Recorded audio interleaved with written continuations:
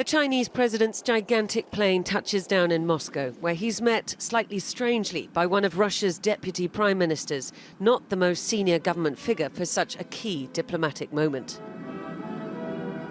Then on to the Kremlin, 10 years after he made his first trip here on assuming the Chinese presidency. These two men have met more than 40 times since then, bonded by trade, geography, and a mutual dislike of the United States.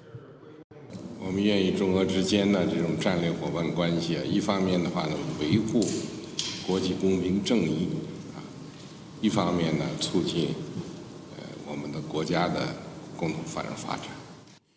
President Putin's indictment on war crimes charges not of concern here. But Ukraine will be discussed, China keen to position itself as a would-be peace broker. Знаем, что вы исходите из принципов справедливости и соблюдения основополагающих положений международного права, неделимой безопасности для всех сторон. Вы также в курсе, что мы всегда открыты для переговорного процесса. President Putin is just back from a trip to Mariupol, his first visit to the Ukrainian territories he now claims are his own. Hardly a good starting point for talks, and the US says it is unconvinced by President Xi's calls for a ceasefire.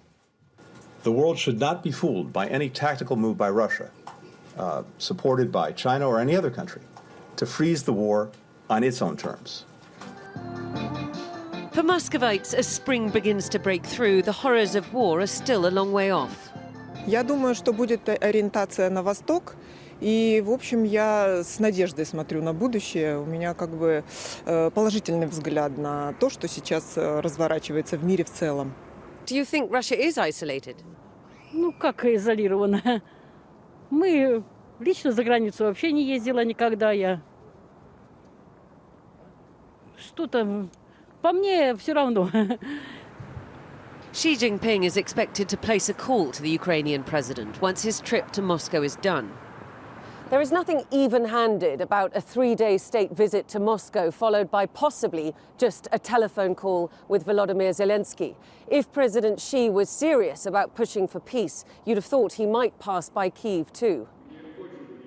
But that seems unlikely, one step too far for this apparent no-limits friendship. Diana Magnay, Sky News, Moscow.